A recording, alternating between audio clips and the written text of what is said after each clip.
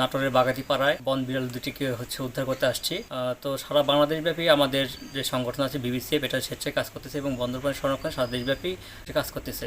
তো আমরা এখানে এসে দেখলাম 2টা বন বিড়ালের ছানা পাইছে। তো এখন আমরা রাজশাহী বন্য বিভাগের সাথে এটা রাজশাহী এখন আমরা ট্রান্সফার করে দেবো। তখন আমি একটা নিয়ে আসছি, তারপরে কুকুরের শব্দে আরেকটাকে তাড়া করছে। তখন আমি যে আরেকটাকে নিয়ে আসছি, 4টা ছিল, 2টাকে কুকুর খেয়ে ফেলছে, ওটাকে আমি রেস্কিউ করতে পারিনি। তখন আমি কথা বলে ওনারা বললো যে মায়ের জন্য অপেক্ষা করতে। তো মা সারা রাত থেকেও মা আসেনি। তারপরে তো আমি ওকে খাবারও দিছি, কিন্তু খাইনি যেহেতু বনের জিনিস। তারপর এখন আমার কাছেই আছে। 2টি বন বিড়াল উদ্ধার হয়েছে, সেখানে আমরা খবর পেয়ে এসে তথ্য সংগ্রহ করলাম এবং তারা এই ঘটনাস্থল থেকে 2টি বন বিড়াল নিয়ে তারা যথাযথ ব্যবস্থা গ্রহণ করবে। বন্যপ্রাণী ব্যবস্থাপনা প্রকৃতি সংরক্ষণ বিভাগ রাজশাহী হতে আসছি। এটা আমি মুঠোফোনের মধ্যে জানতে পারি যে একটি বন বিড়াল আটক হয়েছে। এটা এখন আমরা রাজশাহী বন্যপ্রাণী ডিভিশনে নিয়ে এটা উপযুক্ত পরিবেশ এবং তার প্রাকৃতিক পরিবেশে দেওয়ার চেষ্টা করব এবং সে কোনো ইনজুর আছে কিনা সে বিষয়ে আমরা একটু দেখভাল করব। উৎসবের খুশি হবে নগদে বেশি, কারণ ঘন্টায় ঘন্টায় আছে গিফট জেতার সুযোগ।